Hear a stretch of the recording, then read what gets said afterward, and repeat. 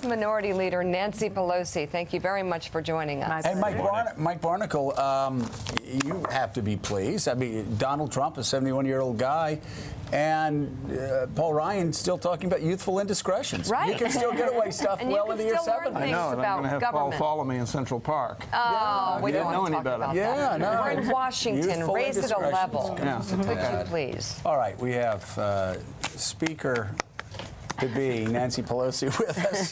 How are you doing this morning, Madam Speaker? How are you doing? The country is great. It can withstand anything. God is always with us. And we're learning that right now, God is always with us, so I think we can survive. Let's talk about that, because, I mean, there are a lot of people obviously very concerned. And again, we have a lot to talk about, a lot of news yesterday, but I'm so glad to hear you say that.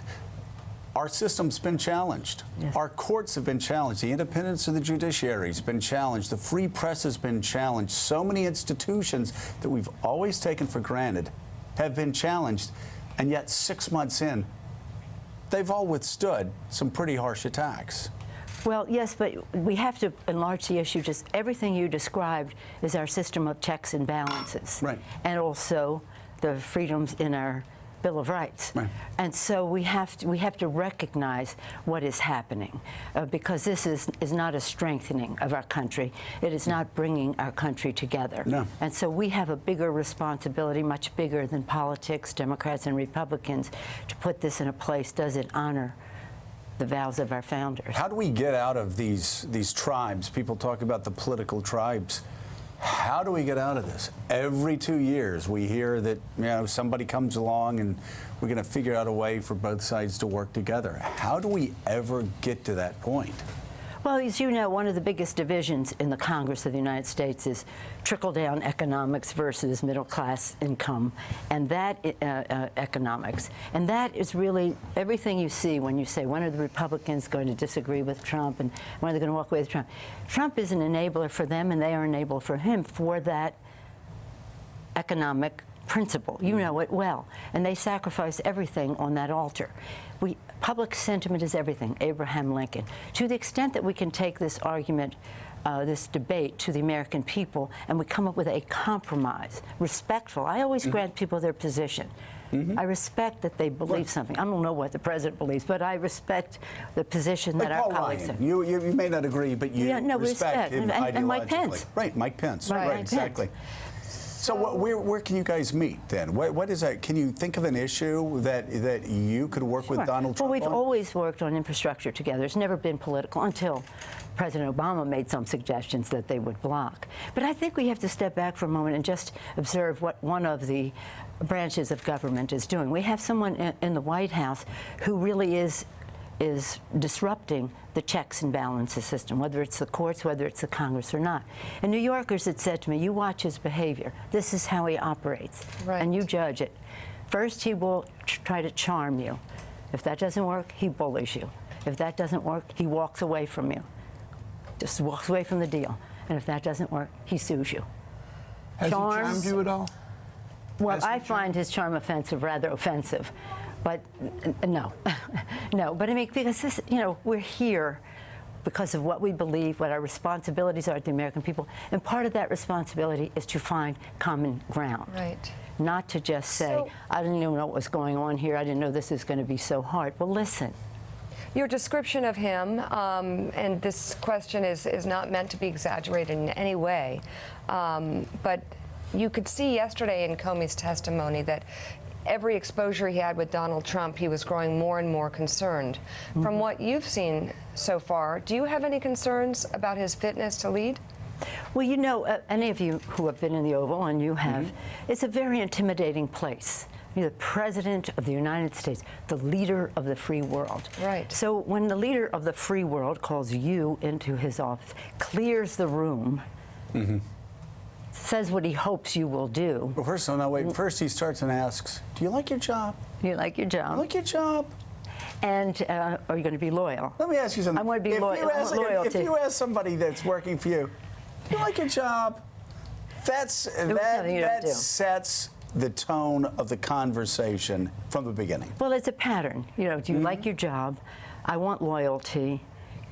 I hope you will do this as I clear the room. So he knew that he was going somewhere. And so for the Speaker to say, well, he's new at this. No, he's not new at obeying the law. And the law does not say that. Was he abusing his power? Well, I think that you could say that he's given reason to believe that this should be looked into. Many of your Democratic colleagues, we had Joe Manchin on this morning, yesterday, Chris Murphy, Jim Himes, others, were not willing to go so far as to suggest that this was obstruction of justice. Based on what they know, they say we'll leave that to Bob Mueller to sort out. At least inappropriate to ask for a pledge of loyalty from the FBI director and to suggest that he should drop the investigation into Michael Flynn. Do you see it as something criminal, or is it just inappropriate? Well, it certainly is inappropriate. And let me just get back to your question, Mika. Yes, I do think it is abuse of power. But in terms of obstruction of justice, I think there's reason to believe and that Mueller should look into this. Because you don't say, as they said, well, nobody ever was prosecuted because they said what they hoped. Yeah, but if you're the President of the United States in the Oval with this pattern of behavior that we have seen while the Justice Department, their tradition is not to indict the President of the United States, it's certainly, in the court of public opinion, very incriminating. I want to show you that moment you were describing where the President cleared the room. Here's Comey describing it. Take a look. My impression was something big is about to happen. I need to remember every single word that is spoken. My sense was the Attorney General knew he shouldn't be leaving, which is why he was lingering. And I don't know Mr. Kushner well, but I think he picked up on the same thing. And so I knew something was about to happen that I needed to pay very close attention to. A really significant fact to me is, so why did he kick everybody out of the Oval Office? Why would you kick the Attorney General, the President, the Chief of Staff out to talk to me if it was about something else? And so that to me, as an investigator, is a very significant fact. You know, Nancy's brought up abuse of power. Everybody's focusing right now on obstruction of justice. Of course, you could look at the president's own words and see intent there. But I'm not saying he's ever going to be impeached, but there is talk of, 43% of Americans in a poll want him impeached. Article 4 of Bill Clinton's impeachment was abuse of power. I would suggest that if you're intimidating the FBI director, and then you're firing him when he doesn't kill an investigation into collusion between Russia and Trump. And then you go to the Director of National Intelligence and you're using your office to try to intimidate him into doing it. And you're talking to other people that run intel agencies and you're using your office to intimidate them into killing an investigation, which may implicate you criminally. Read that, Clinton, Article 4. No, exactly. It's in violation of his constitutional faithfully to execute the office of the President of the United States to the best of his ability to preserve, protect, and defend the Constitution of the United States, and disregard his constitutional duty to take care that the laws be faithfully executed. We can just stop right there, Mike. I mean, if anybody ever were to draw up an abuse of power article, they could just lift that from 1998. Well, Joe, what's interesting about this, being in this town today and being in this town yesterday afternoon after the conclusion of the hearing, is that you could literally hear a gasp of relief coming from the White House. Oh, we have dodged a bullet. There was nothing in, Jim Comey's quiver that we didn't think was going to be there. There was no surprise and everything like that. Now, the stuff gets serious. Right. Yeah. Bob Mueller now has it. Right. And Bob Mueller is a very serious guy, a very honorable guy. And if there's anything there, if there is abuse of power there, Bob Mueller will find it out. He will get to it. But my question to you, Ms. Pelosi, is, the level of expectation in this country about what Washington does is probably a bit lower today than it was prior to yesterday. What is going to happen to the agenda that both you or even the Republicans have on tax reform, on health care, this is Infrastructure Week. We did a whole bunch of stuff on Infrastructure Week. What's going to happen? Nothing's going to happen. Well, let's just go prior to this. For the first few months of this session of Congress and the president's first few months in office, we haven't seen anything. We thought we were going to see an infrastructure jobs bill right away. We thought we were going to see an overture in terms of tax reform, which we all want to cooperate and do. We thought we would see some positive agenda coming from the White House. Jobs, jobs, jobs, jobs. That's what the election was about. But we haven't seen anything come. So when they say this is standing in the way of his agenda, what agenda? What agenda? He says his tax bill is moving through Congress. There isn't a tax bill. There isn't a tax bill. What he's done is reverse. His initiative on health care loses 2 million jobs. Rural hospitals closing or laying off people in that respect. What he's done on climate loses jobs, and new green jobs for the future where America has to be preeminent. So he's a job loser, and he hasn't had a positive agenda. So when he puts that forward, or when the Republicans put it forward, why do the Republicans want to hide the truth from the American people? Because of Donald Trump. Because they sincerely are high priests of trickle-down economics, and that means everything to them. Mark? Besides telling the president not to tweet, if he came to you and said, I've got this problem with Russia, all these investigations, I really do want to get back to the people's business, what could he do? What would you advise him to do? What would I have advised him to do? Go to sleep. Yeah. Get some sleep. Yes. Bring yourself to a place where their synapses are working. You said that to him I directly? agree with you completely. You can You said that to him? Well, when he called me the night of the Syria invasion, not to go into the conversation, was late at night, like at midnight, well after it was all finished. He was going on and on. And I said, well, it was like midnight. And I said, why don't you go to sleep? I think that, I think there's something not, more sleep might be a solution for him. But the thing is, Well, and his people, just to expand on that, his own people say he doesn't sleep. He wanders around the White House. His family's not there right now. Yeah. He bangs around there with, like, Steve Bannon. He's obsessed with the news. He sits and watches TV 6 hours well, I a day. don't really know. You know, I don't know what his habits are. I'm just saying. I I'm just understand what you're saying. No, I and understand you're what saying you're it saying. very He's carefully. not in a good place. Well, we're not in disagreement on that, but what I would say is this is really important, and I say to my members, if you want to talk about making a judgment about his presidency, you have to have the facts. So let's have an independent outside commission to have the facts about what the Russians tried to do to our election to make sure it doesn't happen again. Why didn't he ask any questions about that? Amazing. He wasn't even curious about it. Why is he beholden to Putin that he would put him on a pedestal, question Article 5, which is practically an article of faith in terms of our mutual security arrangements?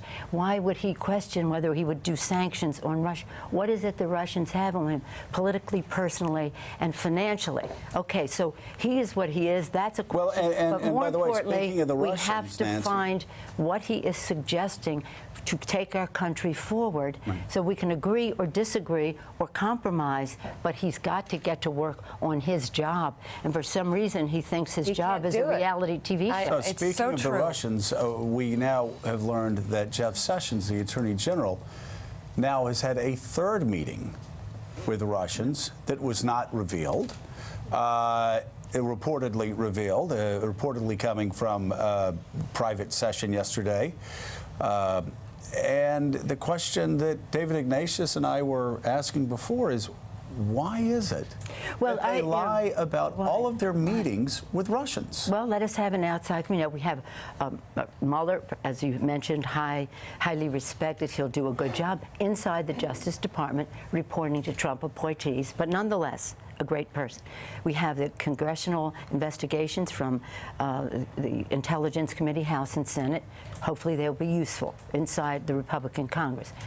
We need an outside independent commission to look into this. And it's bigger than Donald Trump, and it's bigger than Democrats and Republicans. It's about our democracy and a Russian assault on it. And so when you talk about all of these things, just remember there's something strange that isn't connecting. Now, I can't, as Senator Collins said, confirm or deny the issue of the third meeting, but I did say on March 2nd that he should resign, Sessions should resign as Attorney General.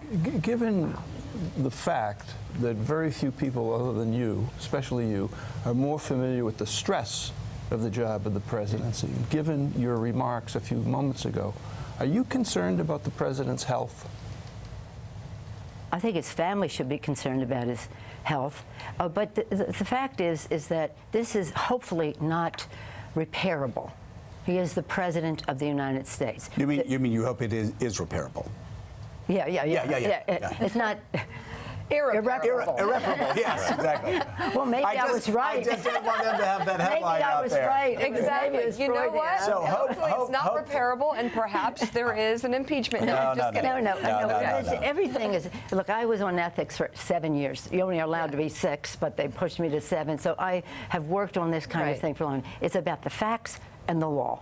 Right. And there's nothing else. It's not hearsay, personality, Emotion, or any of that. nothing. It's not about that. It's about the facts and the law. We need to get the facts. I mean, didn't you hear yesterday when he said that the White House said he is not a liar? Didn't that sound like I am not a crook? Yeah. Yes. I mean, so That was painful. let's hear the truth. It may be exculpatory of everything, and let's hope that it is.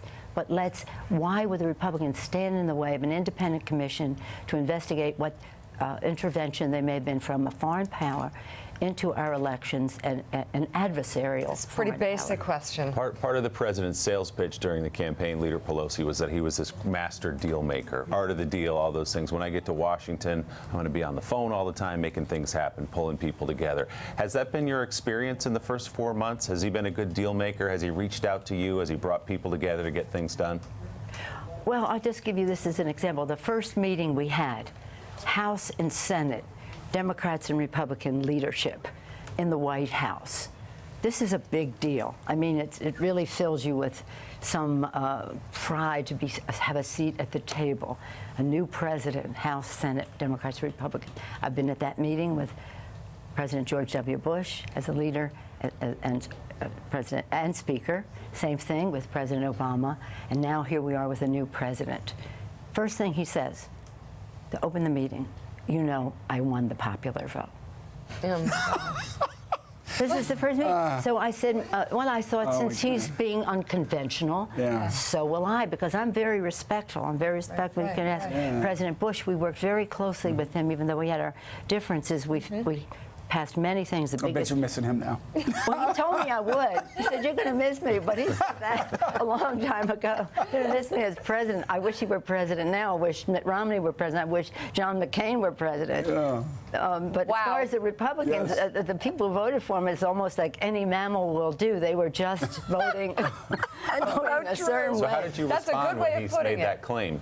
When he said that, I said, well, Mr. President, that's not true. There are no facts. There's no evidence to support what you just said. And if we're going to work together, we have to stipulate to a certain set of facts. When we worked with President Bush or when we work across the aisle, we all have to start at a place where we're dealing with facts, evidence, data, and then you can compromise. But you can't make up it said 3 to 5 million people voted illegally. You know this, it came out later. And I said, well, that's just not true. And he said, and I'm not even counting California. Oh my God. So, you know, that was pretty sad because he didn't even understand his place in history. And you Right. can't expect people to respect the office of president any more than the occupant of the job does. I do respect the office of president. I hope that he will rise to that occasion. The fact is, he hasn't so far. His first week. He's gotten worse. His first week was I'll just spent say it. obsessing on the popular He's vote, devolved. which he lost, and the crowd size at the He inauguration. still obsesses about the crowd size, and he even had multiple, and I'm even saying possibly dozens of pictures of the crowd All around the over West. the West Wing. Instead of pictures of maybe the president with veterans, the president with children, the president connecting with people, it was the crowds to show how big he thinks his crowds were, which is, I'm sorry, kind of sick. Well, it's kind of sick, Kind of but let me sick. just say, he knows he was trying to invent something that didn't happen, but he knows the power of ceremony. He knows the power of the Oval Office. And that's why he had him in the Oval Office, cleared the room, said what he said, because he knows how intimidating used that it. is. He abused it. knows what that is. And that's one thing, this one question I have, which someday I'll get an answer to. If you're the President of the United States, with all that goes into this, historically and in current events, why would you go to Saudi Arabia as your first country? Thank you. But President Bush, number one, went to Canada. President Reagan went to Canada, President Bush went to Canada, President Clinton went to Canada, President George W. Bush went to Mexico, President Obama went to Canada. Now, we have plenty of friendly countries he could have gone to. He went to Saudi Arabia as the first Why do you country. suspect he did? I'm looking into it. Mark I Alpert. just want to clear something up. I asked you what advice you had for the president. You said he needs more sleep, and you told him that. Mike asked you if you were concerned about his health, and you said his family should be concerned about his health, and then you started talking about other things. Are you concerned about his health or not? Well, I'm concerned about his fitness for office. And that's really the question. And I think, as I started to say, and we got into irreparable and irreparable, but I think that those around him, if in fact they have the confidence to do so, because, you know, I said, if you want to go work in the White House, know your blood type, because he'll throw you overboard in a second, right? That's Throw you right. under the bus. So do they have the courage, the confidence to say to the president, some of these things are not, shall we say, in furtherance of bringing the country together, which is what we all have a responsibility to do. That's why I like to dampen down any of the talk about impeachment, unless you have the facts. But not just to say it. Right. Not to inflame the situation. Correct. Can you, So- I'm sorry, Leader Pelosi, can you say anything more about the comment you made about Saudi Arabia, that you're looking into it? Does that Well, I mean just don't business know why. ties, or why I is it don't suspicious know. to you? I just don't know. I just think it was a very strange choice to go there, especially in light of having served on the committee that investigated 9/11 and knowing the suspicions that exist in our country and among his people. And so, again, not to go too far down that path at this time, but he also, my understanding is, cleared the room there.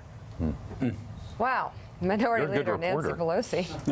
Thank you very much. And thank you for honoring my father today. Oh, Thank you. Thanks so much. One of my We'll see you friends, there. my college roommate, she said to me, of all the wonderful things that have happened to you as a member of Congress, that is the most wonderful, that you will be invited to speak.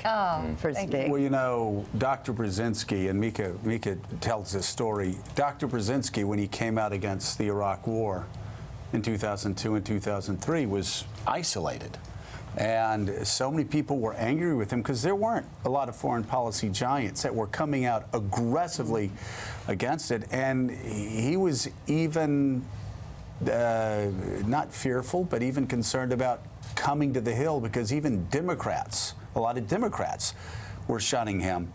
And he said that you invited him to the Hill and you embraced him when it was not a popular thing to do, being as aggressively against the Iraq War as he was.